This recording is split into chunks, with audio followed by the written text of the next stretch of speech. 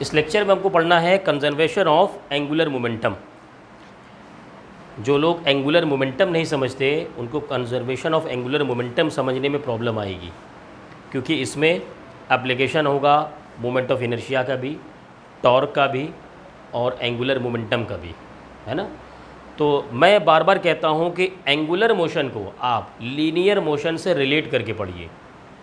इससे क्या होगा, आपको रटना नहीं पड़ेगा और चीज़ें आपको विजुअलाइज़ करने में आसानी होगी। जैसे मैं बात करता हूँ हर वक्त जब मैं चैप्टर पढ़ाता हूँ तो मैं कहता हूँ जब लीनियर मोशन हो और साथ ही साथ angular motion, linear motion and angular motion को रिलेट करते हुए पढ़िए। जैसे जब लीनियर मोशन होता है उस वक्त जो डिस्प्लेसमेंट होता है उसे एस से रिप्रेजेंट करते हैं, इसमें से रिप्रेजेंट करते हैं थीटा से। इसमें जो लीनियर वेलोसिटी होता है वो होता है वी, इसमें वही वेलोसिटी बन जाता है ओमेगा। Clear, omega. यहाँ पर जो एक्सेलेरेशन होता है वो दो एक्सेलेरेशन होते हैं, एक टेंजेंशियल एक्सेलेरेशन होता है, दूसरा होता है एसी सेंट्रीपिटल एक्सेलेरेशन। यहाँ पर इस केस में वो हो जाता है अल्फ़ा, इस केस में हो जाता है वो अल्फ़ा। अब यहाँ पर जो फॉर्मूला हमारे पास आता है न्यूटन्स सेकंड लॉ से, वो आता है F = m/a। जो काम वहाँ पर F करता है वहाँ पर वो वर्क करेगा टाउ यानी टॉर्क। यहाँ m होता है, वहाँ पर m की जगह आप लिखेंगे मोमेंट ऑफ इनर्शिया। जो वर्क m करेगा वही काम क्या करेगा, I is the moment of inertia, और यहाँ पर a की जगह हो जाएगा अल्फ़ा। फॉर्मूला हमारा बन जाता है टाउ = I × अल्फ़ा। ठीक है। ऐसे ही अब आ जाइए जो हम पढ़ने वाले हैं, कंजर्वेशन ऑफ एंगुलर मोमेंटम पढ़ने वाले हैं। तो सबसे पहले कंजर्वेशन ऑफ लीनियर मोमेंटम तो जानिए।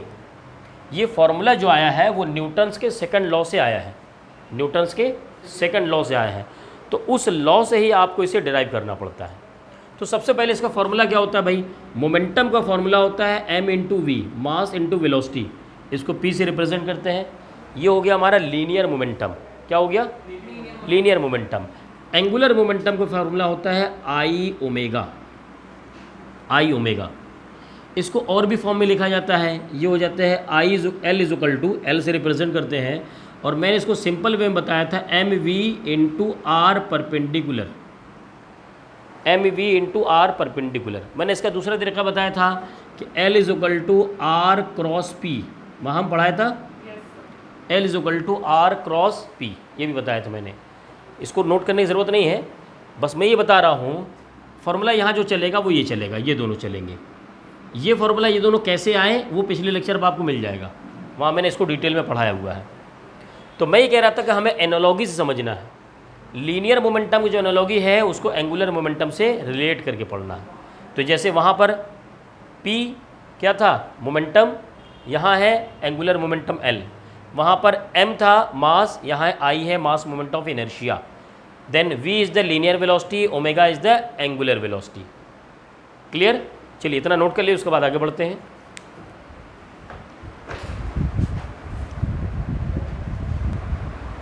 अब बात करते हैं कि कंजर्वेशन ऑफ लीनियर मोमेंटम ये कहाँ से आया। ये आता है हमारे पास न्यूटन्स सेकंड लॉ से। ये जो फार्मूला है ना F = ma, ये फार्मूला पूरा है ही नहीं, ये फार्मूला पूरा नहीं है। ये तो इसमें मास को कांस्टेंट माना गया है तो ये फार्मूला अप्लाई होता है। अगर किसी जगह मास कांस्टेंट ना हो तो वहाँ पर ये फार्मूला अप्लाई नहीं होता है। जैसे रॉकेट के केस में, जब आप रॉकेट को लॉन्चर को लॉन्च करते हैं तो जब रॉकेट ऊपर जाता है तो क्या होता है, उसका मास धीरे धीरे डिक्रीज़ होता रहता है। क्यों, उसके अंदर जो फ्यूल है वो बर्न कर रहा, तो मास क्या हो रहा है, डिक्रीज़ हो रहा। तो वहाँ भी क्या होगा, dm/dt। ये क्या होता है, dv/dt होता है ना, a dv/dt, तभी तो हम लाते हैं वहाँ पर। एक्चुअल में जो न्यूटन्स का लॉ है ना, सेकंड लॉ, वो ये कहता है कि किसी भी सिस्टम पर लगने वाले अगर एक्सटर्नल फोर्सेज जो होते हैं, किसी भी सिस्टम पर लगने वाले एक्सटर्नल फोर्सेज जो होते हैं वो चेंज इन मोमेंटम के बराबर होते हैं, चेंज इन मोमेंटम के इक्वल होते हैं, बराबर होते हैं। कैसे, उसने ये भी कहा, उसी को कहा उसने कि F एक्सटर्नल जो होता है वो होता है dp/dt।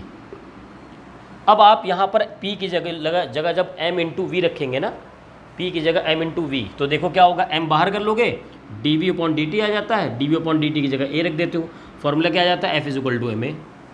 लेकिन जब m कांस्टेंट होता है तब ना इधर लाते हो, m ही कांस्टेंट ना हो तो क्या होगा, m dv upon dt plus v dm upon dt आएगा, वो मेन इक्वेशन होगा।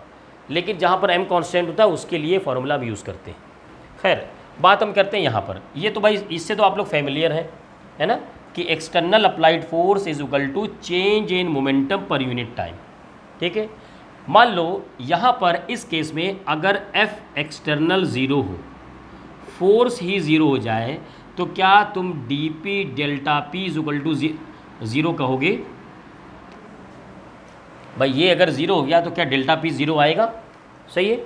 और डेल्टा p है क्या? डेल्टा p है क्या भाई? डेल्टा p है p final minus p initial, change in momentum. ठीक है, क्या है? Change in momentum, p final minus p initial, final momentum minus initial momentum. अगर ये वैल्यू ज़ीरो है तो क्या आप p initial is equal to p final करेंगे? सही है, यही है कंजर्वेशन ऑफ मोमेंटम। लेकिन ये है लीनियर मोमेंटम। ये क्या है? Linear momentum. आओ इसी को एंगुलर में समझें, इसी को एंगुलर में अप्लाई कर लो। सिर्फ देखो F एंगुलर में क्या होता है, F की जगह क्या लिखते हैं, टाउ, तो आप लिखो टाउ एक्सटर्नल। P वहाँ पर क्या होता है, L, तो यहाँ लिखेंगे delta L upon delta T। यानी आप अगर इंस्टेंटेनियसली लेंगे कहीं तो आप लिख सकते हैं dl अपॉन dt। और अगर आपने टाउ एक्सटर्नल ज़ीरो हो गया, टाउ एक्सटर्नल ज़ीरो हो गया, तो इसका मतलब क्या होगा, dl की वैल्यू ज़ीरो, यानी change in angular momentum zero. यानी आप लिखेंगे dl is equal to l initial, sorry final करो, l final minus l initial, यहाँ से आ जाएगा l initial is equal to l final. Angular momentum क्या होता है, कंजर्व होता है। ये लीनियर सही हम लोगों ने समझ लिया एकदम आसानी से। ठीक है, नोट करिए इसको। कौन सा? हाँ, एंगुलर। तो हमारे सामने देखिए क्वेश्चन है। इस क्वेश्चन, ये सिर्फ एक न्यूमेरिकल नहीं है, बल्कि इस न्यूमेरिकल से आपको बहुत कुछ समझना है, सीखना है। ध्यान दीजिएगा, क्या कह रहा है, a diver with moment of inertia 6 kg metre square has omega 2 radian per second. He folds his body and reduces moment of inertia to 5 kg metre square, find new omega. तो न्यूमेरिकल को फॉर्मूले से रटना नहीं है, मैं आपको थोड़ा विजुअलाइज करके दिखाता हूँ। देखिए अभी भी ओलंपिक ख़त्म हुए हैं। ओलंपिक में एक गेम होता है कि जिसमें एक सर्टेन हाइट पर कोई भी एक स्विमर होता है, कोई स्विमर है यहाँ पर, और उसे क्या होता है, यहाँ पर जंप करना होता है कोई पानी में। ये क्या करते हैं, ये जंप करते हैं। तो ये जब ये जंप करते हैं तो क्या करते हैं, अपनी बॉडी को रोटेट करते हुए जाते हैं। हाँ, और जितना ज़्यादा वो रोटेट कर लेंगे, मतलब जितना ज़्यादा उनका रेवोल्यूशन होगा, वो उतने ही ज़्यादा उनके पॉइंट्स होते हैं। तो उनका मेन एम क्या है, उनका मेन एम है कि हम ज़्यादा से ज़्यादा ओमेगा अपना बढ़ा लें। समझिएगा, उनका मेन एम क्या है, ओमेगा ज़्यादा हो। ज़्यादा होगा तो मान लो वो 2 सेकंड में गिरते हैं, तो कोई 1 चक्कर लगा पाया, जिसका ओमेगा ज़्यादा वो 4 चक्कर लगाएगा, 4 रेवोल्यूशन कर लेगा। उसके लिए क्या करते हैं, वो अपनी बॉडी को फोल्ड करते हैं। मतलब ये फैले हुए हैं, अब क्या करेंगे, ये छोटे से हो जाएंगे, ये और छोटे से हो जाएंगे, छोटे से हो जाते हैं। क्यों हो जाते हैं, अभी देखो फिजिक्स में समझ में आएगा क्यों करते हैं ऐसा। कि वो क्या करते हैं भाई, देखो इनका जो एंगुलर मोमेंटम है वो कंजर्व रहेगा। वो जब यहाँ है, वो जब यहाँ भी आगे है, तो यानी उनका एंगुलर मोमेंटम कंजर्व बनने का मतलब L initial is equal to L final, यानी I omega is equal to I omega. Initial में I1 omega 1, I2 omega 2। Clear? अब समझिएगा, उसका इनिशियल मोमेंट ऑफ इनर्शिया कितना है, 6 है। इनिशियल उसका ओमेगा कितना है, 2। मोमेंट ऑफ इनर्शिया 6 है, ओमेगा 1 2 है। और इसका he folds his body and reduces moment of inertia. अब एक सवाल पैदा होता है कि क्या फोल्ड करने से मोमेंट ऑफ इनर्शिया डिक्रीज़ होता है? समझिएगा कैसे डिक्रीज़ होगा। भाई मोमेंट ऑफ इनर्शिया का फॉर्मूला होता है mr²। अगर कोई आदमी इस तरीके से है, हाथ नीचे किया हुआ है, इसका मोमेंट ऑफ इनर्शिया कम होगा, अगर इसने क्या किया, हाथ फैला दिए, इसका मोमेंट ऑफ इनर्शिया ज़्यादा हो गया, क्योंकि इस हाथ का यहाँ से आर बढ़ गया। आर इंक्रीज करते ही मोमेंट ऑफ इनर्शिया इंक्रीज हो। जैसे मैंने हाथ ऐसे फैला दिया, अब मैं रोटेशन करूँ तो मेरा मोमेंट ऑफ इनर्शिया बढ़ गया, मैं ऐसे कर लूँ तो मेरा मोमेंट ऑफ इनर्शिया कम हो गया। क्लियर। अब इससे हम कई सारे प्रैक्टिकल समझेंगे, समझना। अब क्या किया इसने, फोल्ड कर लिया। जब फोल्ड किया तो उसका आर क्या हुआ होगा, कम हुआ होगा, इसका मोमेंट ऑफ इनर्शिया कम हुआ होगा। तो देखो इसका मोमेंट ऑफ इनर्शिया पहले कितना था 6, बाद में कितना हुआ 5 हो गया, इसने अपना मोमेंट ऑफ इनर्शिया 5 कर लिया। अब देखो नया ओमेगा कितना आ रहा, ओमेगा 2 = 12/5, कितना रहा 2.4 रेडियन पर सेकेंड। पहले इसका कितना था 2 था, बाद में 2.4 हो गया, यानी 1 सेकेंड में वो 2.4 चक्कर लगाएगा। पहले वो कितना आता था 2 लगा रहा था। यानी मोमेंट ऑफ इनर्शिया अगर आप डिक्रीज़ करेंगे तो आपका रोटेशन बढ़ जाएगा, रोटेशन बढ़ जाएगा। इसका एक और एग्जांपल लो, चलो इसी में एग्जांपल समझते हैं। मान लो एक डिस्क है, ये डिस्क है, चौकोर है, जैसे पहले बॉलीवुड फिल्मों में होता था ना कि वो डिस्क होता रोटेट करता है, उस पर डांस करती थी। तो क्या करना है भाई, इस पर हमने अरूप को खड़ा कर दिया, यहाँ पर अरूप को बना देते हैं। अरूप ने हाथ फैला रखे हैं, ये रहे अरूप खड़े हैं, और इनके हाथ में यहाँ है डंबल है, क्या है भाई डंबल लिए हुए हैं, है ना, और ये रोटेट कर रहे हैं।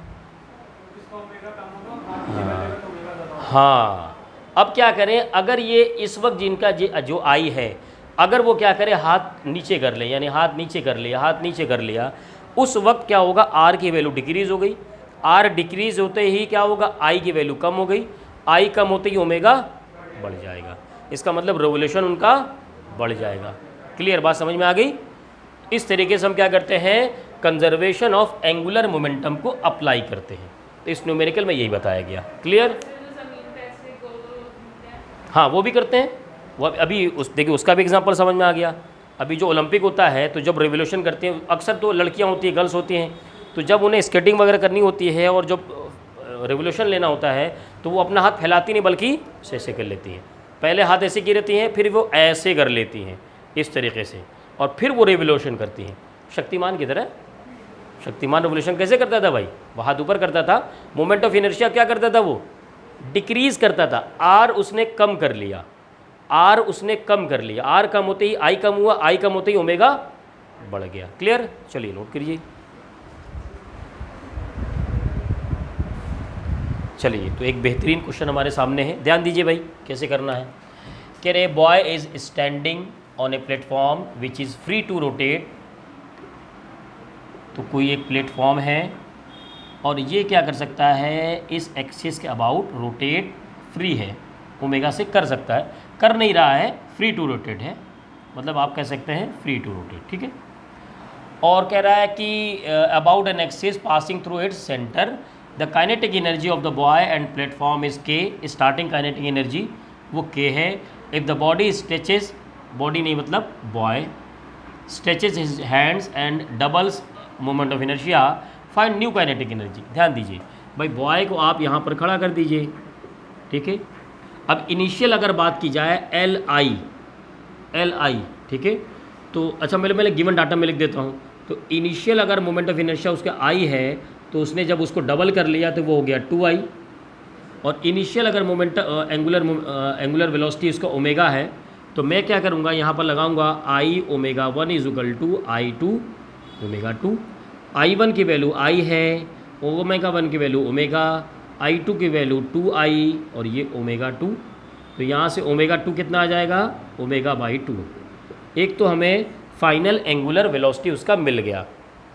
अब देखिएगा, अब मैं कहूँगा कि अगर इनिशियल काइनेटिक इनर्जी की बात की जाए तो वो के है, वो क्या है, के है। और फॉर्मूला उसका क्या होता है, हाफ आई ओमेगा स्क्वायर, तो वो होगा I1 ओमेगा 1 का स्क्वायर। और I1 की वैल्यू आई है तो आई कर दो, ओमेगा 1 की वैल्यू ओमेगा है तो ओमेगा कर दिया। तो ये तो हमारे यहाँ आ गई के इनिशियल। वो क्या पूछ रहा है, वो पूछ रहा है आपसे फाइनल।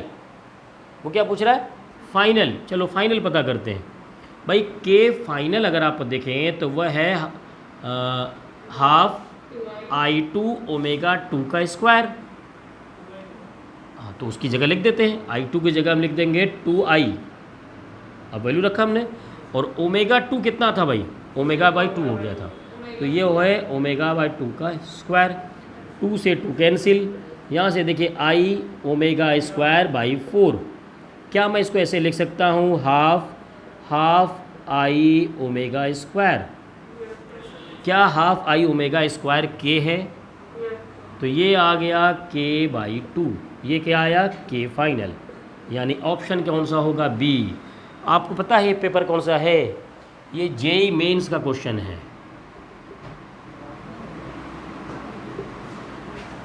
तो अगर कॉन्सेप्ट क्लियर हो तो आप न्यूमेरिकल लगा सकते हैं इजी। तो एक न्यूमेरिकल हमारे पास एनसीईआरटी का हमने ले लिया है ना। तो चलिए सॉल्व करते हैं। Can a child stands at the centre of A turn table with his 2 arms out stretch, यानी वो जब खड़ा है तो वो इस तरीके से खड़ा है, दोनों हाथ उसने फैला रखे हैं। तो चलो बना देते हैं भाई। एक टर्न टेबल है, ये इसके अबाउट मान लो रोटेट कर रहा, इस एक्सिस का अबाउट। यहाँ पर हमने बना दिया, इसका हाथ फैला दो भाई, चलो लंबे हाथ हैं इसके, कानून के हाथ हैं, बहुत लंबे हाथ हैं इसके, ठीक है। हाँ, तो the turn table is set rotating with an angular speed of 40 revolution per metre, यानी स्टार्टिंग में उसका एंगुलर वेलोसिटी है 40 रिवोल्यूशन पर मिनट। जो वैल्यू आते रहे लिखते रहा करो। How much is the angular speed of the child if he folds his hands back and thereby reduces his moment of inertia to 2/5 times, यानी इसने अपना हाथ फोल्ड कर लिया, तो स्टार्ट में अगर इसका मोमेंट ऑफ इनर्शिया आई था तो बाद में हो गया ये 2/5 आई। ये तो कह रहा हूँ, अगर उसका आई था तो उसने कितना कर लिया, 2/5 कर लिया। इसका मतलब उसका जब उसने आई चेंज किया है तो एंगुलर वेलोसिटी बदली होगी, वो बदल कर कितना हो गया, ओमेगा 2, और वही आपसे वो पूछ रहा है। I1 omega 1 is equal to I2 omega 2, conservation of angular momentum. अच्छा एक बात और समझो, बार बार ये फॉर्मूला अप्लाई कर रहे हैं, हो सकता है न्यूमेरिकल आ जाए हम अप्लाई नहीं कर पाए। कब अप्लाई नहीं करना है, जब एक्सटर्नल फोर्स 0 हो तब अप्लाई करना है। अब एक्सटर्नल फोर्स है कौन से, इसका वेट। एक बात बताओ, जो लीनियर मोमेंटम वाले लगाते हैं वहाँ पर हम क्या करते हैं, F इज इक्वल टू 0 करते हैं, क्या करते हैं भाई। और जब एंगुलर मोमेंटम कंजर्वेशन लगाना है तो हमें देखना है टाउ 0, वो भी कौन सा, एक्सटर्नल। मतलब टॉर्क 0 का होगा तब ये अप्लाई होता है, टॉर्क 0 नहीं है तो इसे अप्लाई नहीं करना है। देखो टॉर्क 0 है कि नहीं भाई, यहाँ पर फोर्स कौन सा लग रहा है, सिर्फ इसका वेट कहाँ से पास करेगा, नीचे से। अब बताओ एक्सिस के लाइन में ही अगर फोर्स वर्क करेगा तो क्या उसका टॉर्क होगा, 0 हो गया। टॉर्क जो होता है R इंटू एफ, R 0 हो गया। एक्सिस से फोर्स की डिस्टेंस, परपेंडिकुलर डिस्टेंस वो 0 है, तो टॉर्क 0 है तो आप conservation of angular momentum apply कर सकते हैं, यही कंडीशन होती है। चलो अप्लाई कर लेते हैं। I1 की वैल्यू I है, ओमेगा 1 40 है, और I2 हमारे पास है 2/5 I, और ये ओमेगा 2। I से I कैंसिल, यहाँ से ओमेगा 2 5 क्रॉस करेंगे 200/2, यानी 100 रिवोल्यूशन पर मिनट। किस में दिया हुआ, पर मिनट में है इनिशियल, तो ये आ गया आंसर। अच्छा इसका एक सेकंड पार्ट और है, ये समझिएगा गौरव। ये कहता है कि इससे काइनेटिक एनर्जी में कितना फ़र्क आएगा, इसकी इनिशियल काइनेटिक एनर्जी और फाइनल काइनेटिक एनर्जी, ज़रा इलेक्शन बताओ कि वो बढ़ जाएगा, घट जाएगा, और अगर बढ़ेगा तो कितना गुना बढ़ेगा। चलो एक काम करते हैं, मैं बात करता हूँ kinetic energy final upon kinetic energy initial. Formula होगा half I2 omega 2 square upon half I1 omega 1 square. सही है, ये कैंसिल। I2 की वैल्यू हमारे पास कितना है, 2/5 I इंटू ओमेगा 2 के स्क्वायर, ये है 100 का स्क्वायर, अपॉन I1 ये है हमारे पास I इंटू ये है 40 का स्क्वायर। फ़ौरन से इसको सॉल्व कर सकते हैं बहुत आसानी से। कितना होगा भाई, देखो ये I से I कैंसिल है ना, और यहाँ से देखो यहाँ क्या कर सकते हैं, ये हो जाएगा 10,000, या इसको ऐसे कर लेते हैं 10,000 में 10 की पावर 4 है ना, तो 2/5 इंटू 10 के पावर 4 और नीचे आएगा 1600 यानी 16 इंटू 10 के पावर 2। ठीक है, क्यों भाई? तो इसमें डिवाइड करोगे तो ये आ जाएगा 0.4, 2 में 5 से डिवाइड करोगे 0.4, नहीं 16 भी तो है, 16 भी तो है, 16 ऊपर जाएगा 32। कहाँ पर? नहीं, आंसर इसका 100 नहीं आ रहा। देखिए कितना आ रहा है, ये 2/5 आएगा, 2.5 आएगा। हाँ ये आ जाएगा, हाँ ये 2.5 आ रहा है। इसका मतलब हम थोड़ा सा इसको अलग कर लिया हमने, इसको ऐसे लिख लो, अब सॉल्व करोगे तो आ जाएगा। ठीक है, ये आएगा 2.5, यानी काइनेटिक एनर्जी जो होगा ये 2.5 टाइम्स हो जाएगा, बढ़ जाएगा। फाइनल हमने ऊपर लिया है, इनिशियल नीचे लिया है। ठीक है, नोट कीजिए, इसको थोड़ा एक्सप्लेन करके कैलकुलेट करना, हो जाएगा। एक्चुअल में इस क्वेश्चन में सब कुछ लैंग्वेज में लिखा नहीं है, क्वेश्चन और लंबा था। मैं आपको इसका एक समझाता हूँ है क्या। ये एक रिंग है, डिस्क नहीं बल्कि क्या है, रिंग है। मतलब रिंग का मतलब होता है मास सिर्फ किनारे पर है। इसमें सेंटर ये रहा O, ये सेंटर यहाँ O है और O से 2 रॉड लगी है, एक रॉड ये है, एक रॉड ये है। तो जाहिर से बात है इसका जो रॉड, रिंग का रेडियस R है और रिंग का मास भी M है, तो रॉड की लेंथ क्या होगी, R होगी, क्योंकि सेंटर से बता है। हालांकि आपको लग रहा होगा सर ये छोटा है ये बड़ा है, ये तो मैंने ऐसे रखा है ना भाई। अगर मैं रिंग को आपको सामने से देखेंगे तो ये ऐसे दिखेगा रिंग पूरा, तब आपको सारी लेंथ बराबर दिखेगी। तो ये रॉड है और रॉड क्या है, मासलेस है। और 2 मास यहाँ पर रखे हैं, 2 मास यहाँ पर रखे हैं। मैं मान लो पहला जो मास है M1, उसकी वैल्यू, सब दोनों की वैल्यू कितना है, m/8, और M2 क्या है, वो भी m/8 है। इन दोनों का अपना मास गिवन है। जब आप इसको रोटेट करेंगे, इसको क्या किया गया, रोटेट किया गया, एंगुलर वेलोसिटी ओमेगा से रोटेट किया गया। क्या गया ना, these mass can slide on the rods, ये मास क्या कर सकते हैं, स्लाइड कर सकते हैं, इस पर फिसल सकते हैं। तो जब आप एंगुलर वेलोसिटी से रोटेट करेंगे तो ये क्या करेंगे भाई, ये बाहर की तरफ भागेंगे। बात समझ में आ रही? अगर कोई रिंग है, आप जब से साइकिल का पहिया, साइकिल में देखिए तो क्या होती है, रॉड पतली पतली तीली होती है, वो मासलेस है लेकिन है। और कभी कभी देखिए कुछ डिज़ाइनर लोग क्या करते हैं, साइकिल की उस तीली में, उस पतली तीली में क्या करते हैं, कुछ रिंग छल्ले पहना लेते हैं प्लास्टिक के। तो अब आप उसको जब नचाएंगे, रोटेट करेंगे तो वो रिंग क्या होगा, बाहर की तरफ चली जाती है सब। ऐसी 2 रिंग हमारे पास सिर्फ हैं, समझिएगा। उसने कहा रेडियली आउटवर्ड, बाहर की तरफ जा रही है। At some instant one of the mass is at 3/55 distance from O, यानी ये वाला मास, कोई एक मास खिसक गया, कहाँ पहुँच गया, वो यहाँ पहुँच गया, मान लो यहाँ पहुँच गया। डिस्टेंस कितना चला वो चल गया यहाँ से 3r/5, clear, from O, when angular velocity of system is 8/9 omega.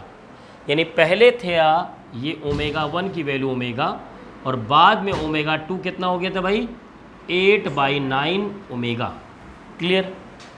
कह रहा find the distance of other mass at this stand. तो ये तो यहाँ बैठा रहा नहीं होगा, ऐसा तो नहीं कि तुम भैया घर जाओ हम बैठे हैं, ये भी चले होंगे। मान लो ये यहाँ पहुँच गए,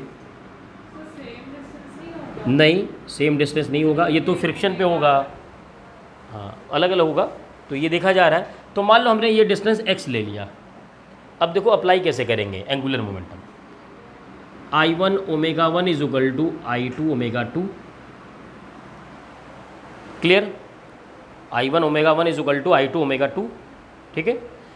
अब अच्छा बताओ, ये जो मास कहाँ है, सेंटर पे है, इनकी वजह से मोमेंट ऑफ इनर्शिया बनेगा ही नहीं। क्यों? क्योंकि ये होता है mr², इनकी इस एक्सिस से डिस्टेंस 0 है, तो इनका मोमेंट ऑफ इनर्शिया नहीं होगा। रिंग का मोमेंट ऑफ इनर्शिया होगा, वो होगा mr²। ये हो गया I1 की वैल्यू, इनटू ओमेगा 1 कितना है भाई, ओमेगा है, क्लियर, क्लियर एकदम। आ जाओ दूसरे पे आ जाओ। दूसरे का मास मोमेंट ऑफ इनर्शिया समझो। अब समझो, पहले मोमेंट ऑफ इनर्शिया मैंने लिख दिया एक, तो mr² होगा ही होगा, किसका, रिंग का। अब बताओ क्या इसका मोमेंट ऑफ इनर्शिया होगा, क्योंकि अब यहाँ से दूर जा चुका, कितना दूर चला गया, 3r/5। अब बताओ फॉर्मूला क्या होता है I का, एम आर स्क्वायर, तो मैं इसका फॉर्मूला क्या लिखूँगा, प्लस एम, और ये है 3r/5 का स्क्वायर, समझ गए होंगे, एम आर स्क्वायर। हाँ m1 लिख सकता था मैं चलो m1 लिख देता हूँ, है ना। दूसरा m2, ये कहाँ पहुँचे हमें पता नहीं, वो पहुँच गए भाई x पर, यही पता करना, यहाँ लिख दो सिर्फ x²। ठीक है, क्लियर। ये अभी हमने I2 लिखा है, क्या लिखा भाई, I2 रिंग का मोमेंट ऑफ इनर्शिया, जो पहले भाग गया उसका मोमेंट ऑफ इनर्शिया, जो भाग गया कितनी दूर भागा हमें पता नहीं, उसका moment of inertia, into omega 2। Omega 2 कितना है भाई, 8/9 ओमेगा, समझ में आ रहा होगा। अब देखो क्या कैंसिल, उधर से सब में m निकल, अच्छा पहले वैल्यू रख लेते हैं, mr² omega is equal to mr² plus m1 की वैल्यू m/8 इंटू 9r²/25, सही है, प्लस m2 m/8x इंटू क्या है 8/9 ओमेगा।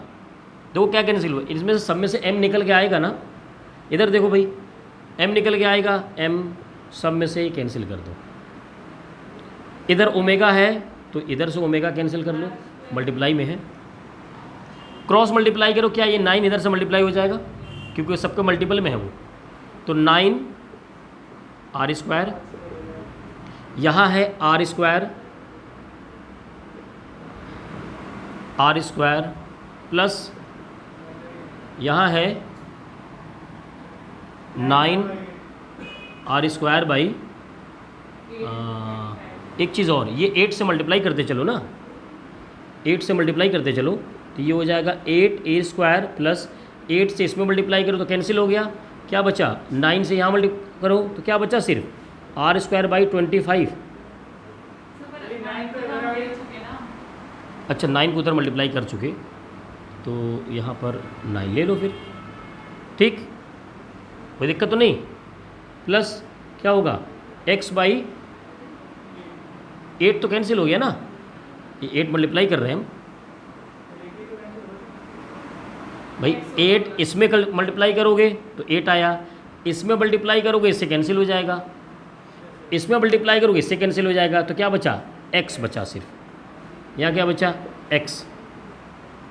अब देखो ये इसके इधर गया तो क्या हो जाएगा ना, सिर्फ बचेगा r², सही है, ये इधर आएगा तो minus 9r²/25 is equal to x। Solve करते हैं, 25 ये हो जाएगा 25r² minus 9r² is equal to x, x की वैल्यू आ जाएगी 16r²/25, आंसर आ गया हमारा। समझो हमने क्या किया इसमें, इस क्वेश्चन में बहुत टिपिकल क्वेश्चन लग रहा है लेकिन बहुत आसानी से हो सकता है क्योंकि कॉन्सेप्ट बहुत आसान है इसका। आसान ये है कि पहले जो इसका मोमेंट ऑफ एंगुलर मोमेंटम था वो बाद के एंगुलर मोमेंटम से इक्वल करना है, I1 ω1 is equal to I2 ω2। पहले चूँकि ये दोनों सेंटर पे थे, इनका वेट जो मास था उससे इस सेंटर की दूरी r 0 थी, तो इसलिए इनका मोमेंट ऑफ इनर्शिया तो 0 हो गया, बचा सिर्फ रिंग का, मैंने लिख दिया moment of inertia I1 mr² into ω1 कितना था, ओमेगा था, बस लिख दिया। बाद में क्या करना है, जब घूमने लगे, अब ये यहाँ चले गए, ये यहाँ चले गए और रिंग का है तो 3 मोमेंट ऑफ इनर्शिया लिखेंगे, 3 हमने लिख दिया, इंटू ω2 की वैल्यू 8/9 ओमेगा थी। सॉल्व किया, ये आ गया हमारे पास। क्लियर, समझ में आ गया। ये जेई एडवांस का है क्वेश्चन, हाँ जेई एडवांस का क्वेश्चन है, ठीक है, कर लेंगे, ओके।